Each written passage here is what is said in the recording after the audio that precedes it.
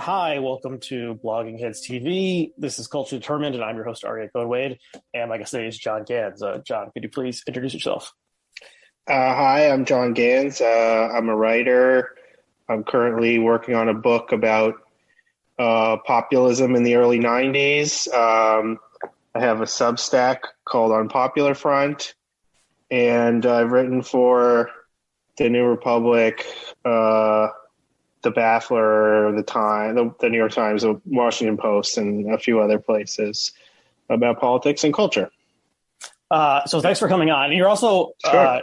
in Gawker. In Gawker. So we're going to be talking first about a piece that you wrote for Gawker recently, and it's about the show White Lotus. Is it the White Lotus or White Lotus? I think it's the White Lotus, which is an HBO, sort of 6-episode miniseries sort of thing. Although I think they're going to try to do a season 2, and it was fairly popular, at least in terms of the discourse. People seem to mostly like it, and they loved it. And you gave it a scathing review, and I mostly liked it also. So I thought it'd be interesting to bat around. And so I was somewhat late to it and watched it after it had finished and got inadvertently semi-spoiled for one of the twists in the end.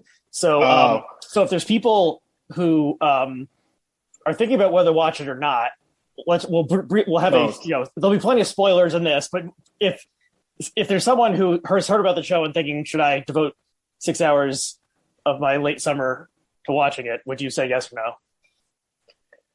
Well, I don't know, depending if you enjoy that sort of thing. I actually had trouble finishing the show. I watched the first episode just because everybody was watching it and they needed something to do, and I disliked it. But then I started talking to Leah Finnegan, my editor at Gawker, and I told her, we were just chatting, and she said, "Did you watch White Lotus?" And I said I couldn't stand it, and she said, "Oh, you should write about that because it's pretty popular." So then I had to watch the rest of the balance of the show, which was hard for me because I really enjoyed it so little. Usually even when it's TV, like how unpleasant an experience can it be? But I was really struggling I would pause the episode, do the dishes, empty the dishwasher, water the plants. And, I would just kept on finding stuff to do around the house to kind of I just found it to be so tedious and difficult to watch that it made me more and more angry at the show because I was like, this is just not entertaining me. And I will say that to their credit, the performances of the actors on the show was, for the most part, very fine. And I give them credit for working with what I thought was pretty subpar script. Mm-hmm. But yeah, I really struggled with it. I was really baffled by the acclaim that it got. And I thought it was just kind of a meager show. But I wonder so I was really confused by the celebration of it, and people thought it was such a wickedly clever satire, but I just it didn't resonate with me in any way. I thought that granted, when you write something like that, the characters are going to be kind of, if not stereotypes, they're going to kind of reflect some recognizable figures from culture that are easy to skewer or make fun of. So there's going to be some caricature, but I just found them to be so both, just not quite, just so hollow and not believable as characters. I just really found the show to be difficult to take it seriously, even to the point it's a satire. But what do you think is so compelling about it? Well, in the end, I would give it about a B+. And so I think some people were overpraising it. And of course, it's probably part of it has to do with just the circumstances in which people are receiving it. And maybe they're just desperate for entertainment because they're once again scared of going outside and hanging out with their friends, or that, there's plenty of, there's plenty of stuff that, aside from the plot and the characters, is enjoyable about it, such as it's very like well made. There's these beautiful shots of Hawaii and lots of shots of the waves crashing. Probably too many. I would have cut a few of those as we went along. But yeah, the performances are basically all great, and it's a lot of people who are sort of like somewhat supporting character types who are getting more attention, and some, I guess, some sort of like beloved type actors like Steve Zahn and the woman whose name is escaping me, who is Jennifer Coolidge. Yeah, Jennifer Coolidge, and also Mrs. Coach from Friday Night Lights, Connie Britton, who is like super beloved, and you know, so and also maybe there's, I don't know. I after seeing this show, I don't know whether you'll be more or less likely to want to go on like an all-inclusive resort vacation to Hawaii or not. But there is at least somewhat like, oh, like look how pretty it is. So there is that. Okay, why don't we say, I would say if you have heard about the show and you are interested in it, you might as well check it out, and maybe you'll be so put off by it like John was, and you will not be like contractually obligated to finish it to write a review, that you'll just go on with your life.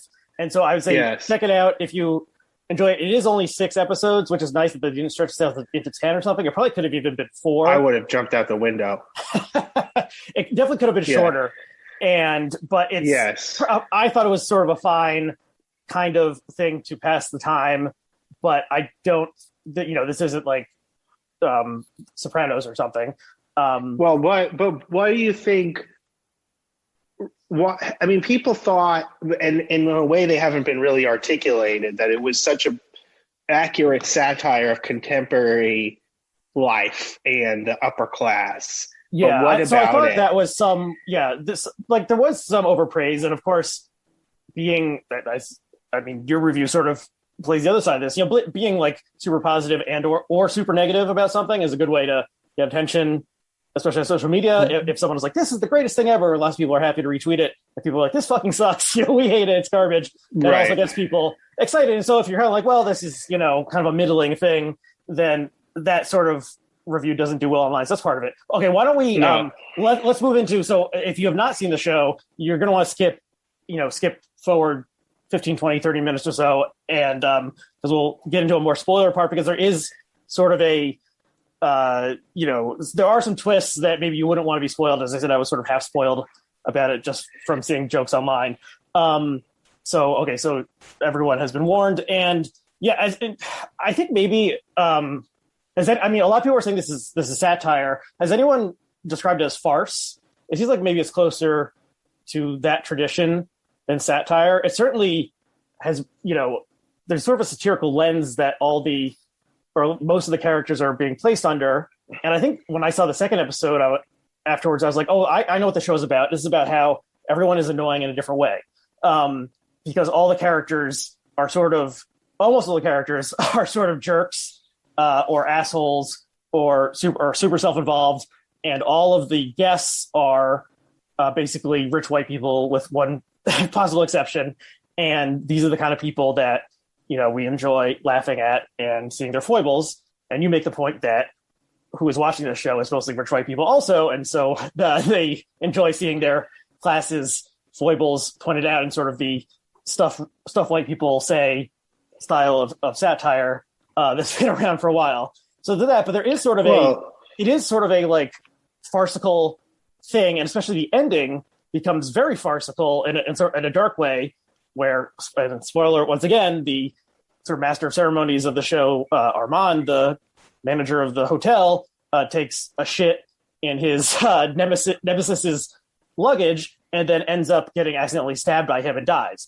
And so that is very silly, and they very clearly show him taking a crap, I assume they use special effects, taking a crap on this guy's clothing, and they show the turds there. And so that is so ridiculous, and sort of the over the top nature of his character arc of like descending into booze and drug like madness, like at the flip of a switch. Like this whole thing takes place within a week, and he's like the most proper guy in the beginning, and then immediately he's like having a debauched experience with booze and pills. So that is not. So it wasn't. Yes, that seemed more like a farcical thing, and there's also like an upstairs downstairs aspect to it of a Downton Abbey or something, where you have the rich people and the servants and their interactions, and mostly those interactions end up being bad for the servants because they don't have any power, and like shit rolls downhill. And so most of the interactions between each there's three like groups of guests. Each one of them has an involved interaction with one of the people who works at the hotel, and in two of those cases it ends disastrously for the hotel worker, and in one of them is sort of ambiguous, and at least that zombie Belinda, and she doesn't get murdered or anything, but just like her time was wasted, and she moves on. But also I just thought like it was funny, like the jokes were there, they were funny. So I don't know, like I said, B+. I don't think this is in 50 years people are going to be watching White Lotus. No. Figure out what life was like in 2021. No. But, yeah, so that was my overall thought. Yeah, I mean, okay, so the problem I have, I guess there's a little something like, okay, something in the tradition of Faulty Towers or something like that, something super farcical about Armand's character, especially with these trying to keep it together, and he has these kind of passive aggressive relationships with the annoying guests, and I can see that, but I felt like the thing that undermined the whole upstairs downstairs aspect of it was that the people were taken most seriously on the show in the end, even though they weren't portrayed always sympathetically, were the rich people. And then the characterization of the servants or the people, the service of the hotel was pretty thin. I mean, Armand has no biography other than the fact that he is a gay guy who falls off the wagon, and in some ways, and it gets involved in partying and drugs. In some ways, it's a little bit of a cliche or a stereotype. And Belinda has no inner life at all. She has one or no past or anything. She's just reacts to people. She has one telephone conversation with a friend or family member we don't know very much about. Yeah, it seems like maybe it's supposed to be her son is calling. But maybe it's ambiguous, and I mean, another thing that is built into the show is that because it was filmed during COVID, and I assume they made this into sort of an artistic choice as well. Nothing that doesn't take place at the resort, except like maybe the airport, is portrayed, and so we don't see the home life of any of the characters, even the ones who live in Hawaii and work at the resort. We only ever see them like arriving at work, and so the question would be, was not presented. I agree that neither Belinda nor Kai, who is the waiter kind of guy who gets wrapped in with the rich family and ends up going to jail because of his interaction with these people. They are sort of blanks or very thinly sketched caricatures, and they also both those characters are non-white. But that seems to be, I mean, I think that's on purpose because you have this strange plot kind of twist or non-twist in the first episode, which is we're introduced to sort of two main characters who work the hotel. There's Armand, and then there's this woman, what is her name? Layla? Lonnie, who disappears from the show. Yeah, so you think that Lonnie is going to be sort of it's like her first day or first week or something, and so Armand is instructing her, and there's this part where he says something like, you want to seem totally anonymous to these people. You just want to provide them with luxury and comfort, and they will have like no memory of who you are, and that's the goal we're going for. And then Lonnie has this crisis where it turns out that she's pregnant, hasn't told anyone, her water breaks. This is also sort of a farcical thing that happens, and she's forced to like go into labor in the office secretly while like dinner service is going on, and then she is whisked off to the hospital. So you think episode 2 is going to be, we're going to see her in the hospital, and like, what's the ramifications of this? But actually, she never reappears. She's totally gone. Once she leaves the hotel, that is the end of her story arc.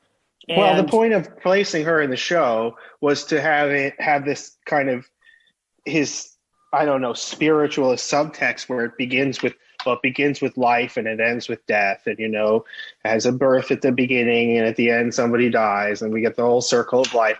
And there's this background, as you said, of the whole beautiful shots of the waves and so on and so forth, and the incel son gradual coming to embrace nature. There's this whole subtext of kind of American transcendentalist nature worship, I think, in the show, where, so I think that her character was just meant to be a book, have this sort of archetypal bookend where, the show shows, I don't know for what reason, but has to show sex and death and life, and has these meditations on don't we all live in a jungle? Aren't we all animals to one another? I mean, give me a break. Okay, but they could have brought her back, and then so there is this scene at the very, very end where it's like everything has come full circle, and you see the boat coming with a new set of rich people, and then you see in a replica of the scene from the very beginning, you see the staff waiting there to receive them, and Armand has been replaced because he has been killed, with the new manager who was wearing a pink salmon blazer just like Armand. And then I thought it was that original character back, but it's not. It's just they found an actress who looks like her, and so that character has been replaced. And this new character doesn't get any lines. It's just they found someone, I assume on purpose, who looks vaguely like the original actress. And so it's like once they're out of this bubble, and it was like sort of a quarantine COVID bubble because they filmed this during the pandemic, they're totally gone. They don't matter anymore.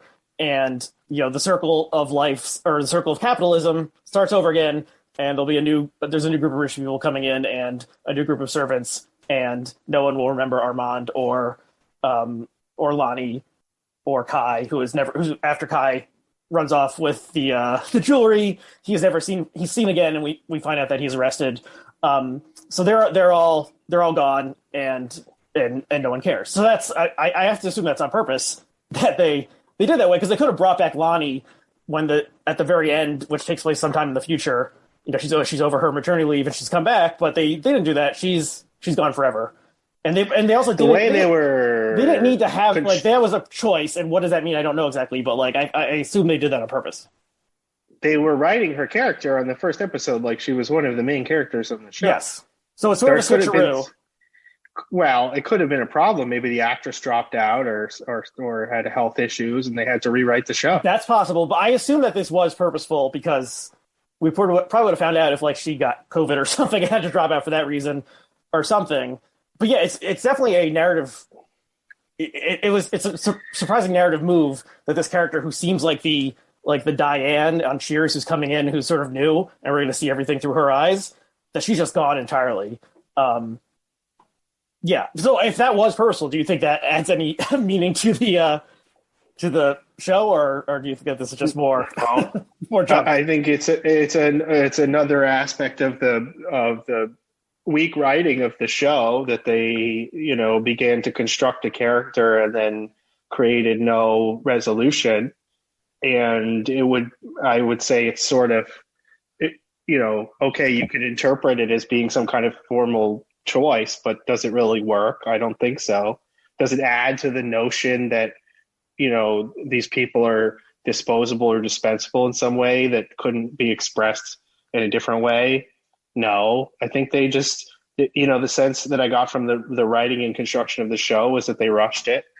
And it was not, something that had been written and rewritten, but it was written quickly, and they produced it probably under difficult circumstances because of COVID. Yeah. And Mike White was the creator, writer of everything, director of everything, and he didn't have a writing room, so he did it all himself. So it is like an auteurist piece of work, a singular vision of the that you usually don't get in TV, because usually there's so many people involved in a TV show. Right. Well, I mean, yeah, it's not surprising to me then that, it had some problems with the writing, because usually the process of writing for TV over multiple episodes and multiple hours has staff, and, they could work on different characters and exchange ideas. And, often that really works, to have a large group of writers. So, yeah, I mean, I just don't think that it was formally or, in either form or content was a strong show. And I think that people really wanted it to be, because they sort of wanted to recognize they wanted it to be like a must-see TV moment where this is a really penetrating and interesting satire that we can enjoy, but also says something deep. I think there was desire for it to be an important show. Yeah, I agree with that. And it really didn't quite live up to its hype. And it was, I think in terms of its, it's just certain things just seem so, like the two teenage girls, like they were just really absurdly written, like them sitting on the beach holding reading Freud and Nietzsche. It's just that's not reflected elsewhere in their characters. They don't come across as the types of people who read Freud and Nietzsche. They don't express themselves in that way, even at their most pretentious or whatever. That's not a part of their characters, and they just seem to be so tacked on to be like, oh, see these smarty pants mean girls. This is what. And I heard that they had them listen to Red Scare podcast to sort of get their affect. Yeah, they were told to listen to Red Scare podcast, but these are not, in the way they express themselves in their political opinions and the way they berate their parents and so forth. These are not Red Scare listeners. They're pretty woke young people who are sincere. They couldn't decide. It just seems like a little bit of out of touch to be like, we're going to write these young people who are simultaneously extremely disaffected, but also highly idealistic and disapproving of their parents' attitudes on this, that, and the other subject. It's just like you're trying to combine two different types of young person here. And it just was like, this felt, it's just also like, I feel like a finer writer could have, like, the actor who played the douchebag guy, rich guy, he's a great actor. He did a great job. Jake Lacey, is that his name? Yeah, he was really good. And just, I guess his most famous role was he was like on the last two seasons of The Office, and was kind of like the somewhat normal guy brought in to balance out some of the wackier new characters, and is sort of like a blandly handsome guy. And he's also in this really silly Hallmark or Netflix movie in which he plays the hometown hunk of a Christmas a Christmas romantic comedy. The woman who he's like a lumberjack or something. But so he always struck me as sort of this bland, inoffensive type. But his performance, he is really good as this sort of minor league sociopath who becomes obsessed with ruining the life of Armand, and sort of the level of, you can see how he charmed the fiance or the new wife, but also how he has all this stuff roiling up beneath. And also, the books is interesting. Why were they reading Freud and Nietzsche? Is this just an affectation? Well, they're college students. Maybe this is their over winter break, this is their reading. And then you also had the Jake Lacey characters reading Blink by Malcolm Gladwell. But they were also reading, that was more on in character. They were also reading Camille Paglia. So they obviously thought about these things, and they have him Blink, which came out a dozen years ago, and is an airport read, and he's struggling through it as the week goes on. So clearly he's not really imbibing a lot. So I don't know. I feel like, care was put into all this shit, but maybe it just didn't have the proper result. And this wasn't a dashed off thing. But maybe aside from the fact that it had one creator, writer, director, and the COVID protocols meant that, we never could see that hospital scene or whatever. So I don't know. I feel like I don't know. The other thing I want to ask you about is what you thought. A lot of the commentary about this took it as a race parable. When it seems, if we're looking at it more as an upstairs downstairs thing, it's more of a class. It tried to touch all the bases, right? And it was trying to make everybody happy. It was trying to be. It was trying to be yes, we're conscious of the issues of race and class, but we are not so, virtuous about it. We still have a sense of humor about it. But the thing is, my sense of it was that it was trying so hard to take a look at these things in ways that would, be acceptable to public, what the perception of what was acceptable to public sensibilities about these topics, that it ended up kind of flattening out the characters that are supposed to express the downtrodden masses, so to speak. Mm-hmm. And I just think like it was about race. It tried to get race in there. It tried to get class in there.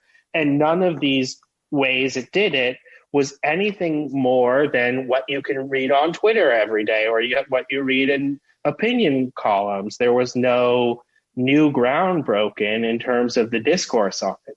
These characters were like, there was some reflection on the colonial imperialist past of Hawaii. Let's just get that in there. Mm-hmm. And then, the black character gets fed up with performing emotional labor for the white people. Let's get that in there. And she has sort of an applause line that's borderline offensive to me. I thought it was borderline offensive at the end. And then her character just disappears. She's there to there was a feeling of like, okay, we're going to check these boxes because we know we'll get people off our backs. If we're saying, yes, we know, race, class, and gender, and so on and so forth. Mm-hmm. And it didn't, on none of those issues was it provocative. And on none of those issues did it seem to be provocative, or on none of those issues did it seem to make some kind of ethical point that I thought was interesting. What did it say that we don't already know about these issues? Service employees, of course, their relationships are highly exploitive and they have to experience all kinds of indignities. There's no reason not to show that on screen, and it's important and it's interesting. But this just did it in the most Twitter discourse possible way. It's almost like this guy was watching the show. I was like, this guy was reading Twitter and just like writing a show through tweets. And it makes sense because, we're all stuck inside. So probably a lot of the material was through, the virtual way people are experiencing things right now. Yeah. So the construction of every single character, the construction of the whole milieu was basically these, and this is why I think it fell into these like types and stereotypes and cliches, was just these sort of throwaway lines of people's complaints about one another. Or poses that they adopt on Twitter. So I just felt like on the issue of class, on the issue of gender, sexuality, race, it just says nothing interesting whatsoever. It does talk about those things. It does include them. It's difficult not to if you have a show about a resort. In Hawaii, presumably you're going to encounter differences of class and, you're going to encounter differences of race and ethnicity. But the inclusion of those things didn't have any, compelling discussion or investigation of those social issues. They were just presented there and in a kind of boring way. And I know it, and just the way that I was, did not play with your expectations at all. It did not say like, oh, well, perhaps we have, it wasn't quite as stupid as Crash, Crash, the movie. Yes, yeah, it wasn't quite that stupid, but it was in that territory. Okay. That's interesting. An interesting comparison. Crash, I would say Crash is much worse, despite it winning the best picture. I think most people. Well, it has no sense of humor. That was a huge mistake. Did you see the interview that Mike White, the titular, semi-titular New York Magazine? Yes, it was an interesting interview, and he's very defensive and clear that he came in ready to defend himself against accusations of various things. Why is this rich white guy telling the story of Native Hawaiians? How can you write a black character? This sort of thing. He was ready for. So obviously he's within the discourse and ready to fight off people who are accusing him of cultural appropriation, et cetera, et cetera. And it's an interesting interview. That if you've seen the show, you should check out. I read it. Well, he read it. I read it. And what I took away from that interview was that he was, he was trying to say, look, I had to take this, I can't be perfect and I have to have freedom as an artist and take a provocative stance about some of these issues. And some people might not like, and there's nothing I can do about it. Bullshit. It was completely pious on all these issues. So you can't make everybody happy, But I just found the whole thing where he was like, well, I'm an artist and I can't speak to everybody's concerns and I have to go with my vision. Well, so much of cultural did not ring true to me. Well, so much of cultural criticism now is filtered through social media, particularly Twitter, and it is these very stupid things of a white person writing a black character. How dare you? Well, did anybody say that? Well, he didn't. I'm sure some people said that, but people are sort of sick of that at this point. The fact of the matter is that as cliched as that criticism may be, he did not do a very good job at it. So there might be something to having black writers in the writers' room, because his black character, frankly, had a very fine actress, or you're not supposed to say actress anymore, actor, yes. Portraying the character, but I thought was not particularly written in an interesting way. Yeah, so the characters, like pretty much all the characters are thinly written and are essentially just sort of one or two note characters, and that includes, pretty much everyone. And so that is a failing. Yeah, this isn't like Tony Soprano, and the fact that all these characters, I think, if there is a season 2, well, the white people were the white people were the more. And this was some complaint about the show, was that okay, so who has actually, I mean, this could be the point of the show in some kind of satirical level. It's like, who has actually an experience of growth on this vacation? It's Steve Zahn, right? Steve Zahn and the son.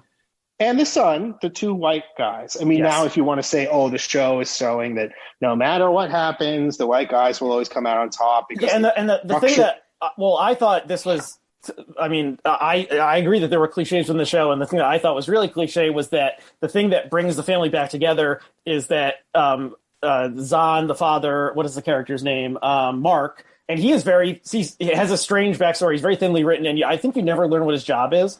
Whereas the mom's job as sort of this tech CTO or something, and it's kind of a Sheryl Sanders type for a Google type website. She's like, that's very foregrounded that she has this very high powered job, and he's sort of this beta male type. And so an act of physical courage, slamming into a person of color who's committing a crime against his wife and family possessions. Blood and treasure, one could even say, like, that's the thing that like reinvigorates the carnal desire between the two of them and brings everyone back together. Like, this is super cliche, and whether this is trying to explode the cliche or is just embracing the cliche, I don't know. But the fact that they all sail off, except for the son who does sail off. He's rowing off, is sort of like a two-pat of an ending, or maybe it's just like, the point is the rich white people, or really just rich people, seems more than rich white people, like, are basically always going to be fine. And, and so it is sort of a, the Great Gatsby line about, going into their rich money. Are different from me. Well, going into their money and their retreating into their money and their carelessness, and like they leave a mess behind, and they're fine, and like someone is dead, someone is in jail because of their machinations. But how did he get totally away with that? I mean, you would imagine there was some kind of criminal investigation. He would be in some degree of trouble. I mean, they're not going to just leave a dead body. That doesn't seem plausible to me. They're going to leave a dead body. So I agree. They seem to let him off fine. I mean, I was thinking, like, would he? It actually seems like a pretty open and shut case, because clearly the guy did defecate, and they could use DNA technology to see that those were his turds. And why was he in the room? But then the case could be made, he stabbed him in a rage, and then you would be in serious trouble. It's also like a single stab wound kills this man, maybe because he's on so many pills, like his system goes into overdrive. Or it just happened to get him right in the heart. Yeah, direct in the heart. So there's a lot of stuff that, he stabbed him in the heart. This isn't realism. Stabbed him in the heart. But if we see it as farce... Okay, but I'm not going to convince you. And like I said, I'm not like a stan of this show, and I think it was more B+ than an A+. And I don't think people are going to be watching this 10 years from now. C+. Okay, well, maybe we can compromise on B-. I mean, let me see if there's anything else I want to say about this. I think I would just say the thing that I thought you left out of your review was just like the performances are really good and they carry it, and the fact that it's sort of this team of B-listers in some sense, or over-the-hill types, but they all put in these really good performances. And the Alexandra Daddario, if that's her name, I was not familiar with her at all. I thought she was really good, and she did seem almost like the most human like realistically human person on screen. And she, well, that's just because she's a journalist and we're journalists. well, you're closer to a journalist than I am, but yeah, certainly her plight, it was sort of appeals to people who write about things on Twitter. But right. But yeah, but I thought she did a really good job. And I did want to say one more. So one thing that my biggest complaint about the show was I thought it didn't make any sense. And of course, if I'm saying this is a farce, why should it make sense? But this super rich family, it's like Sheryl Sandberg's family, books a suite at this hotel, and somehow there's only one bedroom, and the daughter and her college best friend are sleeping on a pull-out couch, and they exile the incel son to a cot in the kitchen. How could there not be more bedrooms in this suite? Like that's the whole point. Why would a family book a single bedroom suite that has two older teenage kids? So that didn't make any sense. And the relationship between the two teenage girls, it's ambiguous at first because you think maybe they're in a romantic or sexual relationship with each other. They're sleeping in the same bed. They're basically a single unit. They're always together. And then if they had actually if they had decided that they were like girlfriends, and then the betrayal of the friend going off with Kai would have made more sense, I think. So I don't quite know. And obviously they weren't afraid of having gay characters on the show. So I don't know. That was somewhat strange. And yeah, those characters, it was good performance. Well, but the idea was that she was acquisitive and jealous and couldn't allow her friend to. That wasn't so unrealistic in a way. But yeah, but why are they there? Why are they sleeping in the same bed? They seem to function as a unit, but I guess they're just college friends or something. I don't know. And their relationship was meant to have some dimension of sexual erotic charge that was complicated. That I didn't find to be unconvincing. Just not maybe underdeveloped, but not, people, especially that age, get into odd friendships that have ambivalent subtext to them. Mm-hmm. So that didn't strike me as particularly unrealistic or unbelievable. I thought what was the young man, his phone gets destroyed and his computer gets destroyed and he gets to reconnect with nature and literally the natives of Hawaii. And he goes native. And he literally goes native. The ending is somewhat like a fantasy sequence almost, because he just like turns away at the gate, and you can't, if his luggage is already on the plane, like you can't just leave the airport, and they just cut to him rowing with the native guys. I mean, obviously I kind of did like that character because he was so sort of dumb and just sort of floating along, and there are people like that, especially teenage boys, and I mean Mike White talks about this in the interview of that he sort of gets to have the happiest ending of becoming going native kind of thing in this unrealistic way. Yes, because he's stupid, but he also doesn't have any friends, and there is that funny part where the sister is arguing with the mom about him, and she says he doesn't have any friends, and the mom says, well, what about this guy? And she says his Japanese name, and they're like, he moved away 2 years ago. So like the mom is so disconnected, she doesn't know that the only friend has been gone for years, and the kid is just staring at his phone all the time or playing on his Switch. And that does seem like a type. I don't know a lot of teenage boys, but that does seem like a type that exists right now. And just the fact that no one in the family seemed to care about him. They obviously didn't even think to get him his own room, and they're totally fine with him sleeping on the beach and don't even seem to notice. He always is sort of showing up late, and they're like, "Where have you been?" And so everyone is very self-involved on the show, and I don't know. Obviously, that's an exaggeration of reality, but I did kind of like at least how that character functioned. I was happy for him in the end that he gets to row to his heart's content in the beautiful waves off Hawaii. Well, the sunset or the sunrise or whatever. I think that there was a thing that the whole he gets to see the whale also. That was a nice scene where he gets to see the whale. Yeah. What animates the show on that on an ideological subtext level, and all of its farcical or cynical or satirical aspect can't quite cover up, I think, is some kind of weird evangelical born again belief that you basically can have these snap moments and leave it all behind, so to speak, and be reborn into a new spiritual life. And if you think about it, it's the same conceit as a vacation. Is that it's the, you go away and then you leave your problems behind. And this was sort of a paganized, nature worshiping version of this evangelical born again experience that this guy has. The kid is literally baptized. I mean, the water washes over him, and then his electronics, all the parts of contemporary society are washed away, and he joins into fellowship with his fellow man, and so on. So they're rowing together on the sea. So I felt like the Mike White, grew up in an evangelical or a born again family. His father was a speechwriter or a writer for Pat Robertson and Jerry Falwell. And when I read that, I was like, oh, this all makes sense to me.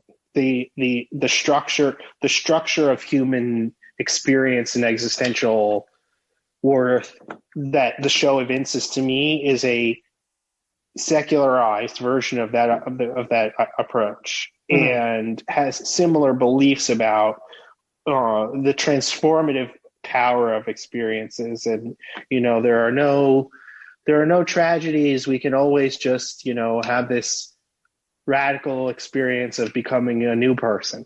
Well, I think that's definitely there, and I didn't know anything about White's personal biography before this. I had seen School of Rock and maybe one or two other things he was involved with, but I hadn't seen Enlightened or maybe some of the other more personal projects of his. And that is in there. At the same time, like the fact that a character is killed accidentally, and another like kind of doofus character. And he dies with a smile on his face. He got his revenge. Released. Yeah, he got his revenge. He got his revenge, and he's released from his mortal bondage. Yes, he shuffles off this mortal coil. I mean, did you like the scene?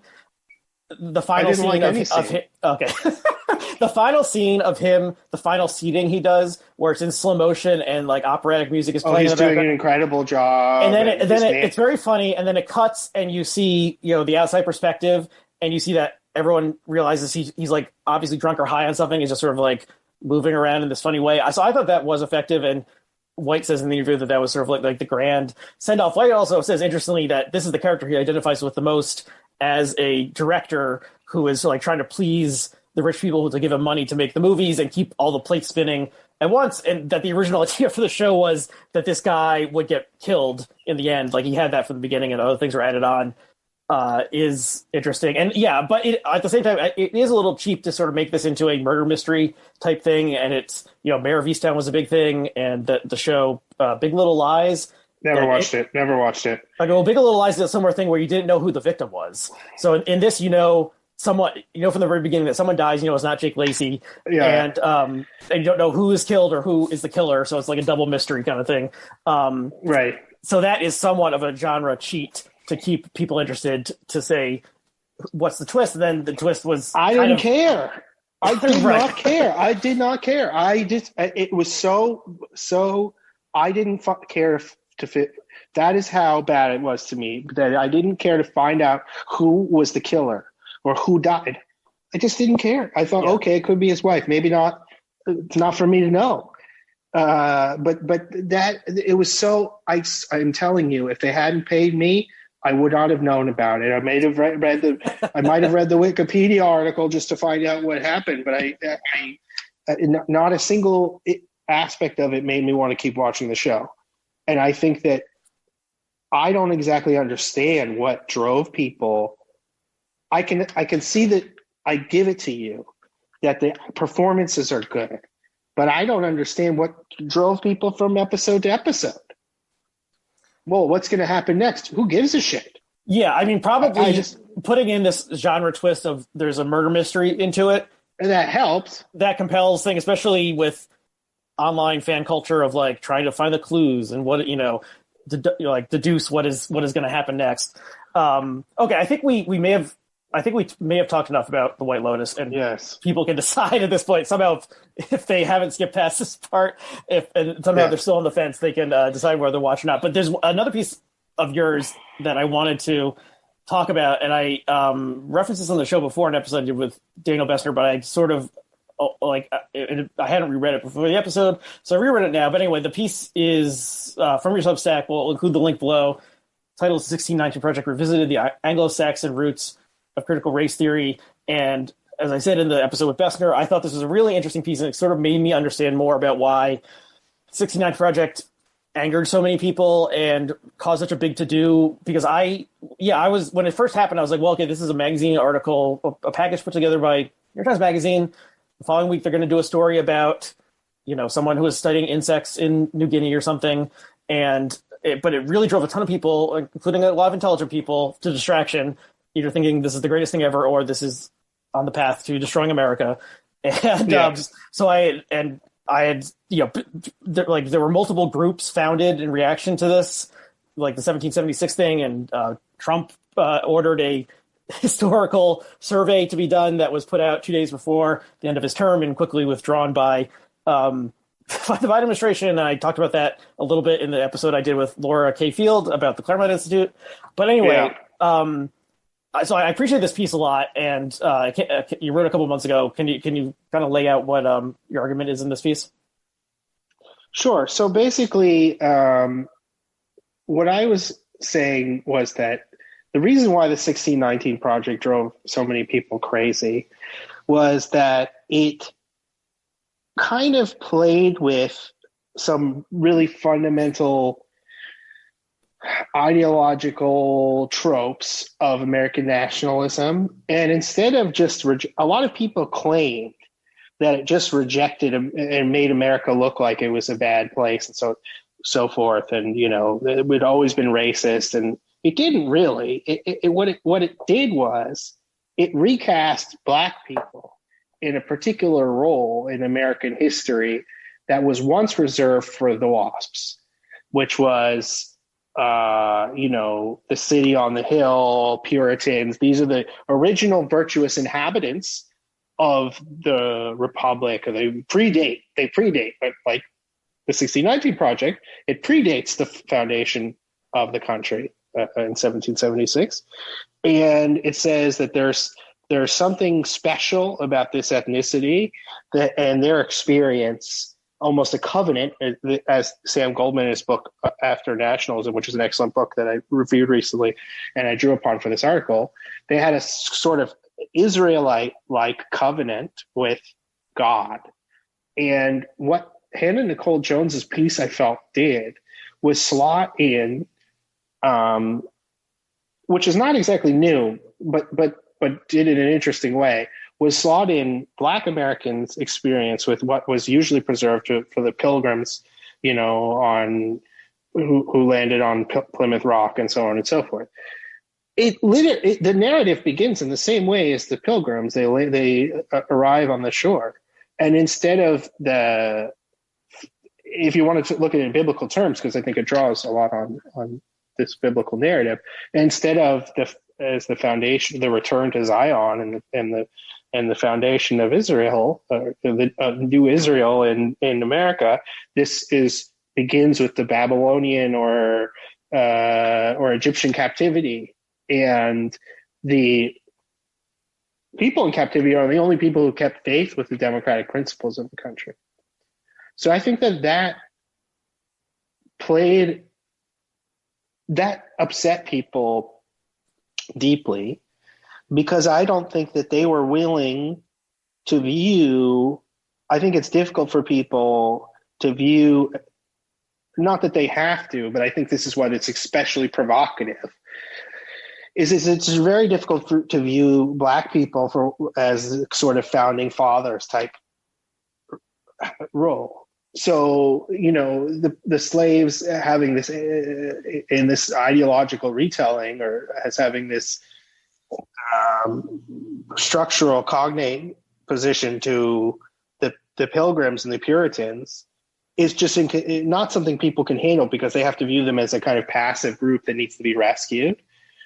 And, so I don't think this was really about historical fact at all. It was about a certain ideological reimagining of the country's history, but in a way was in keeping with a long-term tropes and themes of American nationalism, and was quite nationalistic. Her essay in the end, endorses a very full-throated American nationalism that's routed through the experience of suffering and redemption, but is nonetheless really nationalistic. It is not saying American nationalism is a mistake. She says, no, I believe that I was wrong. I understand now my father was correct to endorse American patriotism, but it has to be understood in a certain way. And I sort of, for fun, but I think there's something to it, there is a certain echo in Hannah Jones's thought to Michel Foucault has a lecture he did talking about the introduction of what he calls race discourse in European history. And he gives a positive spin on it, which is almost the precursor of what we might call identity politics now, which is that race, the discourse of race struggle viewed history in terms of conflict and subjugation, and did not accept the hegemonic narrative about a single overarching justice that everyone got the same deal under. It says, no, there has always been a bad deal for us. It's always been a struggle. The laws are a lie. It's just a continuation of the war and the enslavement. So I thought it was very interesting that, in a way that deconstructed or put a different way of viewing things on both things, is that ultimately these are in the coordinates of very old traditions of thinking about American nationhood, and stuff that goes beyond back to England, and ideological tropes and themes that were developed around the time of the English Civil War and the struggle with the monarchy and so on and so forth. So that I just thought it was very interesting that these patterns repeated themselves. And I think that's a little bit why it upset people, because it poked at this mythical substrate that people are not quite totally aware of, but is very foundational for the way they think about their identities, the way they think about the country and their place in it. Mm-hmm. Yeah, I was not familiar. I think I must have the Goldman's idea about these different ways that countries understand their selves or their self-conception is covenant, crucible, and the third one is creed.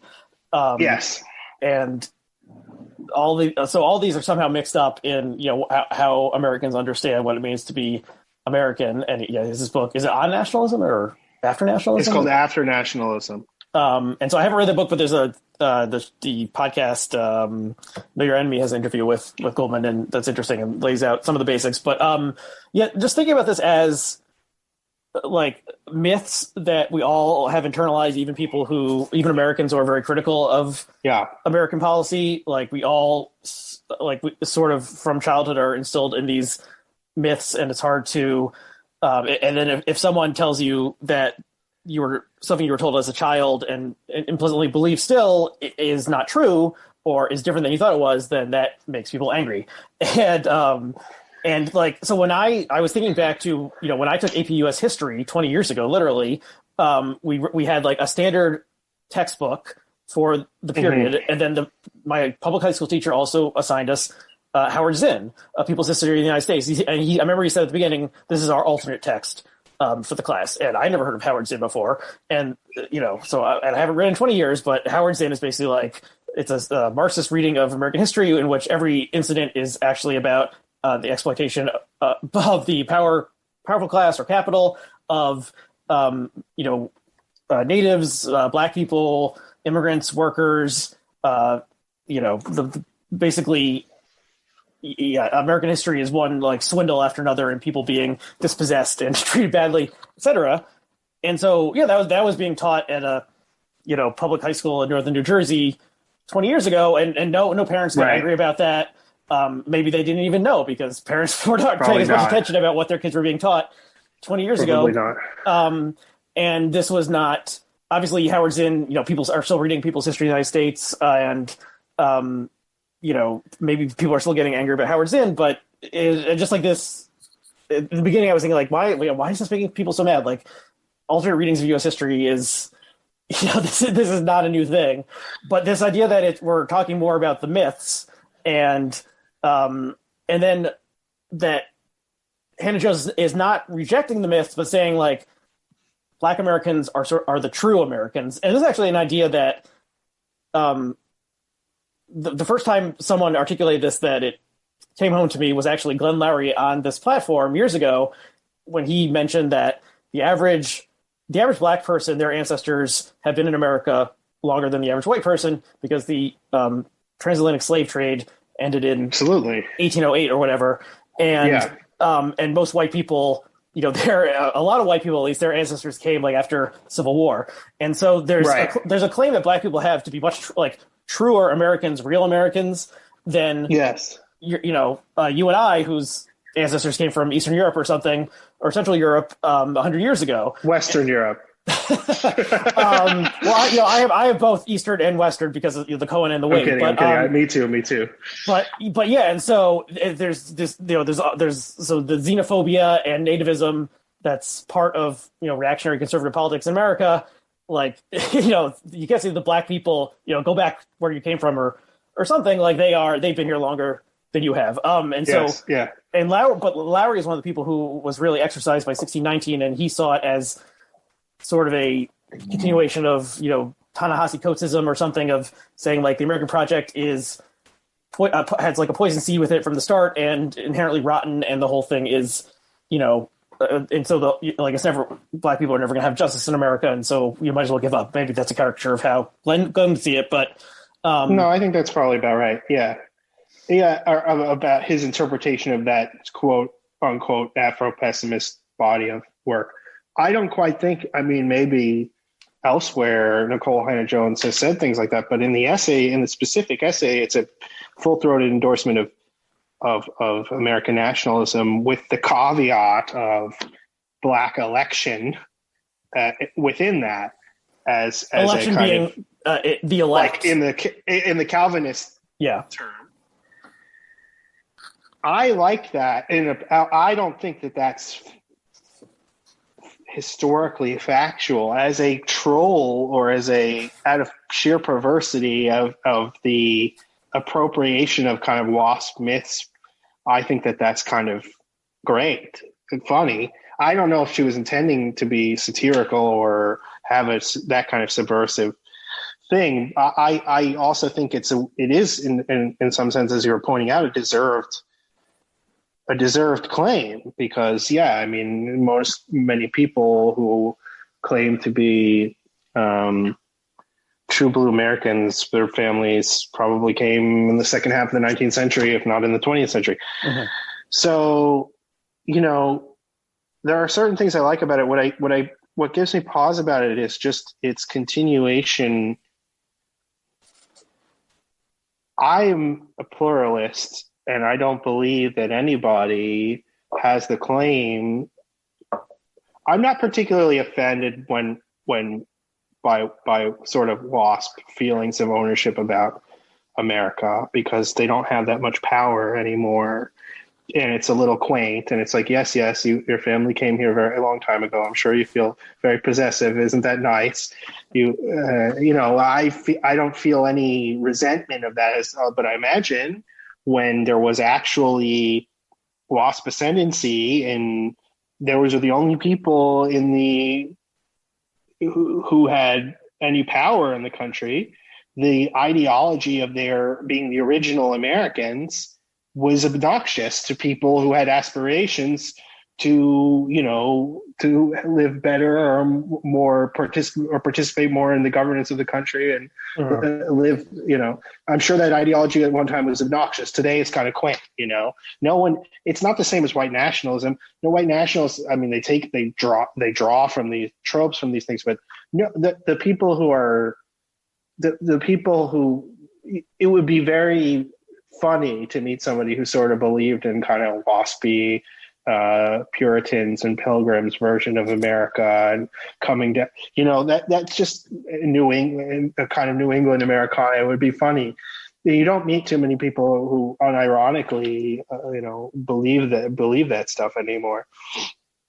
So it doesn't really offend me, and the black version of it doesn't really offend me either. I don't really think that I don't feel if this, there's some justice to the claim, and I like it out of a certain level of perversity for it subverting, white nationalist thoughts about American history. So it doesn't particularly offend me. What I think is important to remember, though, is that this is a pluralist country, and the conceit that some people are more American than others, when it goes beyond mere harmless ethnic pride into something more dangerous. Now, do I think there's any danger of that in coming out of Nicole Hannah-Jones's piece? No. I don't think this is but that has to be qualified, where I think that most nationalisms have these potentials to turn into something toxic and something that is quite unhealthy. So my general problem with it is my pausing about nationalism as an ideological theme in general, not as critique of the U.S. history, which I think is rather mild, and not the fact that it's black nationalism, which is, I think, what really drives people crazy. It's just the fact that they're black and people can't handle it. So I would say my hesitations are just about my hesitations with nationalism, and my interest in it, or my, not sympathy, but what I find compelling, is the fact that nationalism is quite stirring and plays on the imagination and the heartstrings. And, I can understand why it inspires people to go so crazy about it.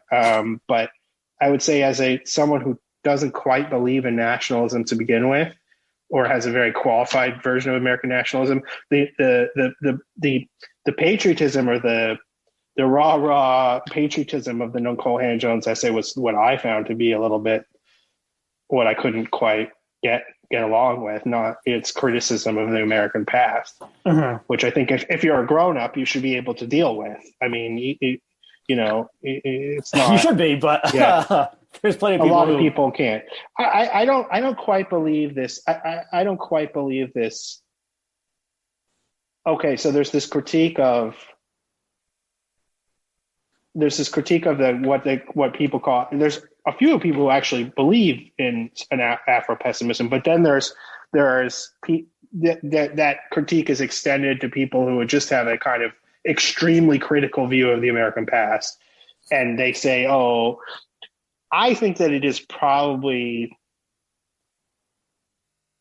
I think it's a mistake to optimistically say, "Oh, well, we can solve all these racial issues, or we should just ignore them." I think there's still persistence.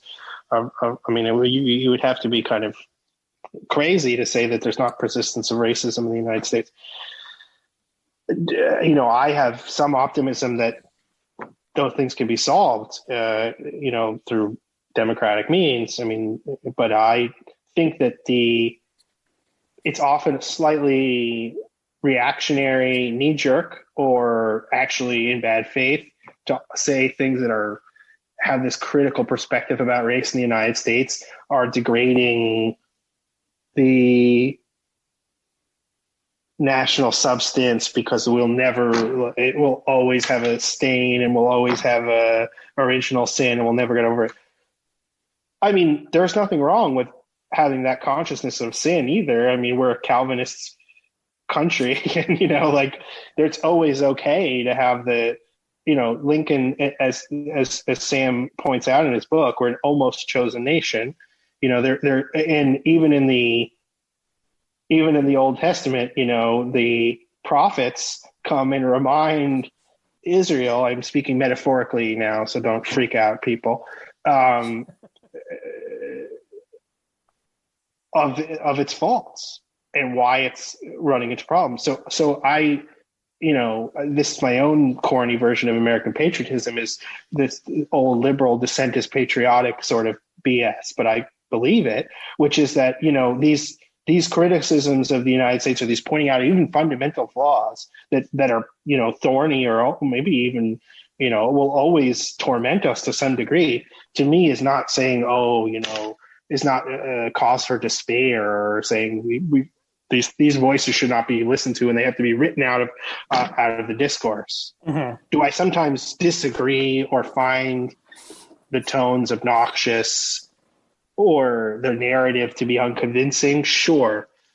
I think but as I was trying to point out in my piece, I think this is deeply American and intrinsically a part of our national imagination on these topics, and is a variation on those themes, is not something terribly radical, is actually, well, maybe radical in the sense that it goes back to the roots of our own country, but is not something new and foreign. And I think a lot of these themes have, in the Black radical tradition, which goes back, quite far in the United States, have been repeated and have a lot of purchase there and have their origins there. So, the tradition is American, or much of it is. So I think, the Nicole Hannah-Jones's conception of the United States is not quite mine. But it doesn't offend me to the degree it seems to offend some white and even Black liberals and leftists who believe it presents some kind of obstacle to the realization of the country. I think to the extent that it does is not in exactly the way that they think it does.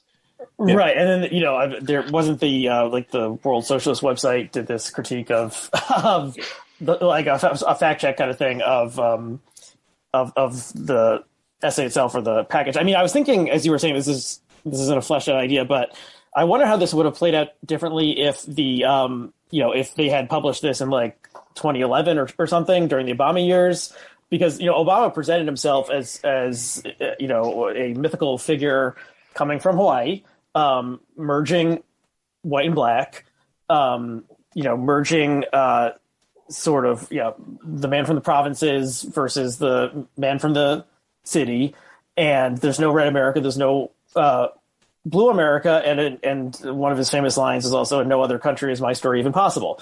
And so he was, maybe not obviously, no one running on sort of a critique of American history and myths is ever going to become president, but Obama was very much like, America is a flawed country, but ultimately a great country, and my existence is only possible because of, the American promise, basically.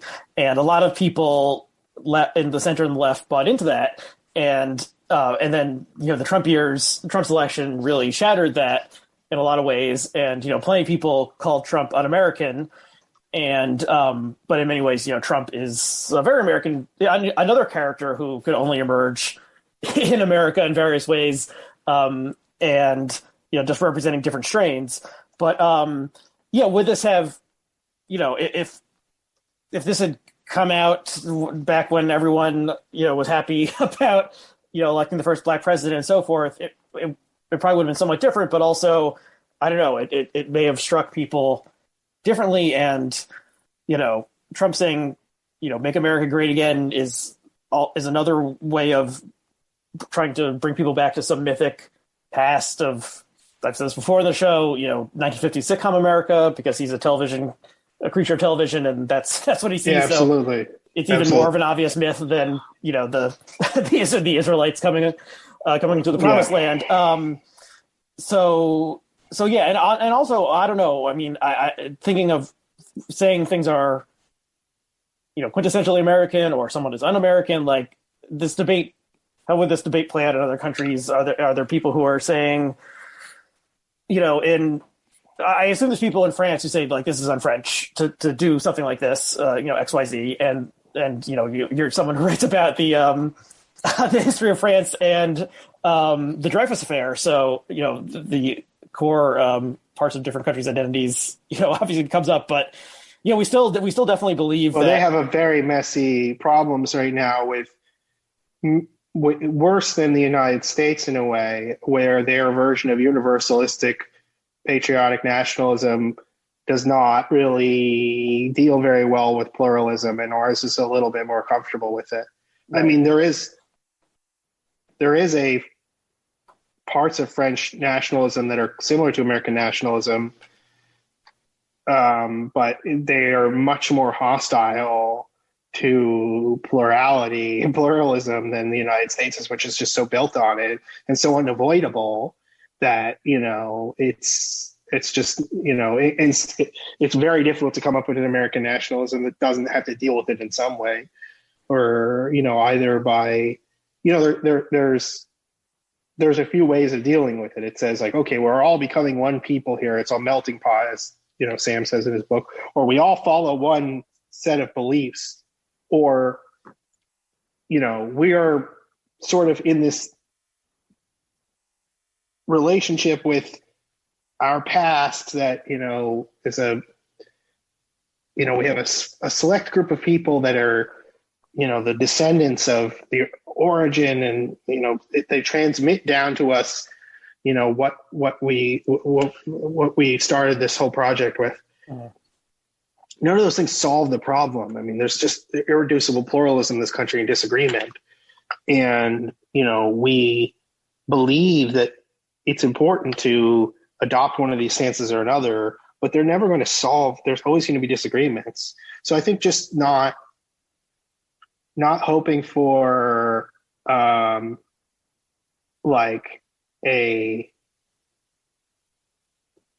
not hoping for some sort of way to solve these issues, and just realizing within a certain level of intensity that hopefully doesn't get too much, there's not going to be disagreements about what we are as Americans. That's always going to be a topic of debate and disagreement, and the nature of the country is what is at stake always. And I think that it's a mistake to believe that it can be fixed for once and for all time. Hopefully, I mean, I believe what I found a little bit, I do not like, I think that sometimes these narratives about the history of the United States that are extremely hypercritical or only point out the bad things and so on and so forth don't give enough recognition of the complexity of certain issues. I didn't like, for instance, in Nicole Hangen. So this is like the Howard Zinn's perspective. I don't like his take on the United States history, even though some of what he says is undeniably true. I didn't like, for instance, the characterization in Nicole Hannah-Jones's essay of Abraham Lincoln as a, intrinsically racist and kind of wanting to colonize, send, freedmen back to Africa, which was based on a scholarship, a libertarian scholar whose entire life is about trying to make Abraham Lincoln look like a tyrant and an evil person because that's his political project. And I think that actually, Lincoln had racist views. I mean, there's no doubt about it, but he also didn't. There were views of his that were quite humane and surprising and modern and revolutionary. So I think there's the reduction and simplification that happens. I don't care for sometimes, but it doesn't make me livid with rage in the way it seems to make some people. No. I find that to be a little bit strange, and I think it's just because it plays with these deep kind of imaginative structures about the way we think about the United States as having some kind of coherent identity. And if you just think we don't have that much coherent of an identity, it's easy to, not be that upset by these things. Yeah, there's never going to be some final, everyone agreeing that this is what America means, or we can't even agree on a vaccine that works, that everyone should take it. We're not going to these giant concepts of what the country symbolizes and stands for. There's not going to be some point of national unity in which we're all reading from the same hymnal or something. No, and maybe it would not even be a good thing. It would be boring. I mean, that's for sure. Well, look at the moments of national unity have gotten us was Afghanistan, which we're now having trouble getting out of, and Iraq, which was a total disaster, even more of a disaster. Yeah, and do you remember that Glenn Beck had this thing where he was trying to call the 9/12 Project, where he was trying to bring back the sense of unity that Americans felt on September 12th. Right, and that was obvious bullshit. Yes. So it's like, we don't, returning to the sanctified days of when everyone was traumatized and freaked the fuck out and thinking they were about to be blown up. Some people think we want to return to those days of national unity. It's a huge country. It has a crazy history. It's full of insane people. The fight is going to continue forever, as far as I can tell. We've gone a little long. Maybe we should wrap it up there. But anything else you want to say about this particular essay? Which the link will be below on the Belonging site to the pieces we discuss. No, that's pretty much the long and the short of it. But okay. Yeah. Well, thanks for coming on, John. It's been an interesting conversation for sure. Yeah. And so if people want to follow your work, they can follow you at Substack. So that's John Ganz, GANZ.substack.com. And you have both a subscription, pay for and free posts as well. And then you are also on Twitter, Lionel_trolling. One of the great Twitter handles. Thank you. And people can follow me on Twitter at RACW. Actually, I recently started a Substack that is just basically links roundup. Welcome. Yeah, it's starting off very slow, but it just links to things I read that or consumed that I thought were interesting. So that is also RACW.substack.com. And people can they can rate, they can thumbs up, they can share, they can review, they can subscribe, they can do none of all those things. This is America. It's ultimately up to you. You decide what your reality is. Right. Yeah, this is America. There's no denying that. Okay, so anything else you want to add before we wrap up? Nope. I think we covered all the topics. Okay. But thanks for having me on. It's been a lot of fun. Yeah, I appreciate you taking the time. And thanks also to our viewers and listeners, and we'll see you next time. Okay, bye-bye.